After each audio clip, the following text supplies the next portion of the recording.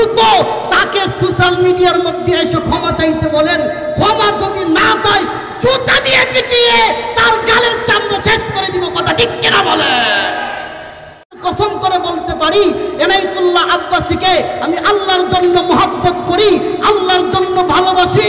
তার মানে এই না আমার শাইখ আল্লামা আব্দুল মালিক হাফিজাহুল্লাহর বিরুদ্ধে এনায়েতুল্লাহ আব্বাসী সাহেবের ছাত্র মন্তব্য করবে। আজকের মাহফিল থেকে বলতে চাই এনায়েতুল্লাহ আব্বাসী আপনি হচ্ছেন বাংলাদেশের একজন বড় ব্যক্তিত্ব, আর আল্লামা আব্দুল মালিক হাফিজাহুল্লাহ হচ্ছে সারা বিশ্বের বড় ব্যক্তিত্ব। কথা ঠিক কিনা বলেন?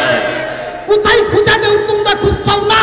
এনায়েতুল্লাহ আব্বাসী সাহেবকে আমি বিনীতভাবে আদবের সাথে বলতে চাই আমার শাইখের বিরুদ্ধে যেই সমস্ত এই বক্তব্যগুলি আপনার ছাত্র দিয়েছে অতি দ্রুত তাকে সোশ্যাল মিডিয়ার মধ্যে এসে ক্ষমা চাইতে বলেন। ক্ষমা যদি না দেয় জুতা দিয়ে পিটিয়ে তার গালের চামড়া শেষ করে দিব। কথা ঠিক কিনা বলেন? সম্মানিত হাজিরিন, আল্লামা আব্দুল মালিক হাফিজাহুল্লাহ কত বড় আলেম আপনারা হয়তোবা জানেন না। তিনার লিখিত কিতাব মদিনা ইউনিভার্সিটিতে পর্যন্ত পড়ানো হয়। বলেন সুবহানাল্লাহ। এই জন্য আমার শাইখকে যেই মাসুদ বিভিন্ন মন্তব্য করেছে আমি বিনীতভাবে এনায়েতুল্লাহ আব্বাসী সাহেবকে বলতেছি এই কুলাঙ্গারকে ঠিক করেন। এই কুলাঙ্গারকে যদি ঠিক না করেন তাহলে বাংলার তাওহীদ জনতা থুতু দিয়ে বঙ্গোপসাগরে নিক্ষেপ করবে। কথা ঠিক কিনা বলে? সম্মানিত হাজিরিন, আমি 2 নাম্বার বলেছিলাম ওই সমস্ত যুবক যারা যৌবনকালে আল্লাহর ইবাদত করে ওই যুবককে আল্লাহ তাআলা কাল কঠিন হাসরের ময়দানে আরশের নিচে স্থান দিবে। বলেন সুবহানাল্লাহ। আর 3 নাম্বার বলছিলাম যার অন্তরটা মসজিদের সাথে লেগে থাকে। মসজিদের সাথে লেগে থাকার অর্থ বুঝছেন নি গো?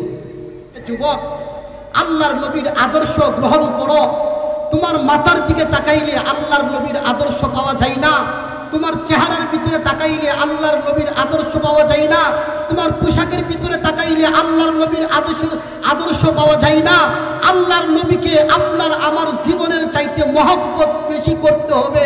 শুধু তাই নয়, সাহাবায়ে কেরাম আল্লাহর নবীকে তার জীবনের চাইতেও আর বেশি মহব্বত করেছে। কথা ঠিক কিনা বলেন?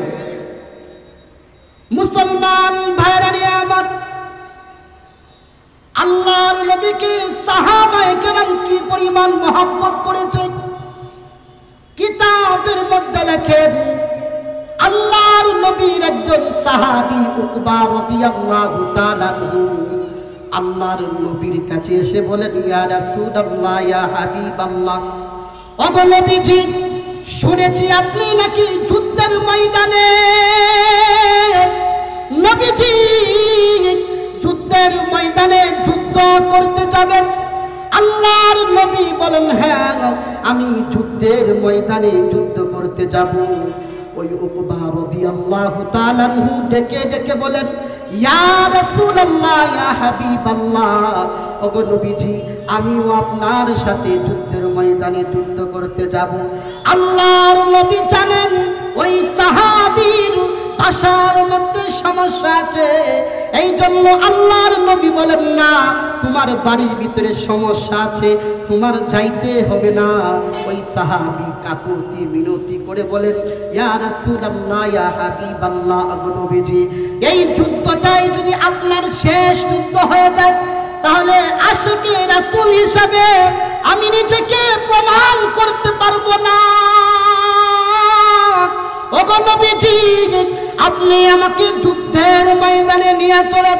ওই সাহাবী বারবার পিরাপিরি করার পর আল্লাহর নবী ওই সাহাবীকে যুদ্ধের ময়দানে নিয়ে গেলেন। কিতাবের মধ্যে লেখেন, যুদ্ধ করতে করতে ওই সাহাবী যুদ্ধের ময়দানে শহীদ হয়ে গেছে। যুদ্ধের ময়দানে শহীদ হওয়ার পর সমস্ত সাহাবায়ে কেরাম যুদ্ধের ময়দান থেকে ফিরে আসলো। আল্লাহর নবী যুদ্ধের ময়দান থেকে ফিরে আসলো। ওই উকবা রাদিয়াল্লাহু তাআলা আনহু একটা মাসুম বাচ্চা ছিল, তার বয়স ছিল মাত্র 7 বছর। বশির ইবনে উকবা রাদিয়াল্লাহু তাআলা আনহু, তার নাম ছিলেন বশির। ওই মাসুম বাচ্চা সাহাবী আল্লাহর নবীর কাছে এসে বলেন, ইয়া রাসূলুল্লাহ, ইয়া হাবিবাল্লাহ, ও নবীজি, সমস্ত সাহাবায়ে কেরাম যুদ্ধের ময়দান থেকে ফিরে আসলো, আপনি বিশ্বনবী যুদ্ধের ময়দান থেকে ফিরে আসলেন, কিন্তু আমার বাবা তো এখনো যুদ্ধের ময়দান থেকে আসে না। আল্লাহর নবী কোনো কথা বলেন না, চুপচাপ দাঁড়িয়ে আছেন। আল্লাহর নবীর চক্ষু মুবারক দিয়ে শুধু পানি পড়তেছে, আল্লাহর নবী কোনো কথা বলেন না। আল্লাহর নবীর ডাইন দিকে এসে ছোট্ট মাসুম বাচ্চা বশির ইবনে উকবা রাদিয়াল্লাহু তাআলা আনহু আল্লাহর নবীর ডান দিক দিয়ে যায় বলেন, ওগো নবীজি, সূর্য লাল হয়ে যাচ্ছে, দুনিয়ার জমিনে একমাত্র আমার আপনজন হচ্ছে আমার বাবা, দুনিয়ার জমিনে আমার কোনো ভাই নাই, বোন নাই, আমার মা নাই, দুনিয়ার জমিনে একমাত্র আমার আপনজন হচ্ছে আমার বাবা। ওগো নবীজি, সন্ধ্যা হয়ে যাচ্ছে, সূর্য লাল হয়ে যাচ্ছে, আমার বাবা এখনো কেন যুদ্ধের ময়দান থেকে ফিরে আসে না? আল্লাহর নবী চেহারাটা ডান দিকে ফিরে ফেললেন। মাসুম বাচ্চা বশির ইবনে উকবা রাদিয়াল্লাহু তাআলা আনহু আল্লাহর নবীর বাম দিক দিয়ে যায় বলেন, ওগো নবীজি, আপনি কেন কথা বলেন না? আমার বাবা কেন এখনো যুদ্ধের ময়দান থেকে আসে না? কিতাবের মধ্যে লেখেন, আল্লাহর নবী কোনো কথা বলেন না। শেষ পর্যন্ত মাসুম বাচ্চা বশির ইবনে উকবা রাদিয়াল্লাহু তাআলা আনহু আল্লাহর নবীর কদম মুবারক জড়িয়ে ধরে বলতেছেন, ইয়া রাসূলুল্লাহ, ইয়া হাবিবাল্লাহ, ওগো নবীজি, যতক্ষণ পর্যন্ত আপনার পবিত্র জবান থেকে কথা না বের হবে, আমি ততক্ষণ পর্যন্ত পা ছাড়ব না। মুসলমান ভাইরা নিয়ামত, আল্লাহর নবী ডাক দিয়া বলেন, হে বশির ইবনে উকবা, তোমার বাবা যুদ্ধ করতে করতে আল্লাহর তৈরি জান্নাতের ভিতরে চলে গেছে। আল্লাহর নবী যখন বললেন জান্নাতের ভিতরে চলে গেছে, মাসুম বাচ্চা আর কান্না শুরু করে দিয়েছে, আর বলতেছেন, ওগো আল্লাহর নবী, দুনিয়ার জমিনে একমাত্র আমার বাবা আপনজন ছিল, আমি আমার বাবার হাত ধরে বাজারে যাইতাম, আমার বাবার কাঁধের মধ্যে উঠে উঠে কোথাও বেড়াইতে যাইতাম, আমার বাবার বুকের মধ্যে মাথা লাগিয়ে আমি ঘুমিয়ে থাকতাম, আমার বাবা আমার জন্য একটা বার চিন্তা করলো না আমি কার হাত ধরে ধরে রাস্তা দিয়ে হাঁটবো, কার কাঁধের মধ্যে উঠে উঠে বেড়াইতে যাব, কার বুকের মধ্যে মাথা লাগিয়ে ওগো নবীজি আমি ঘুমিয়ে থাকবো, আমার বাবা একটা বার আমার জন্য চিন্তা করলো না।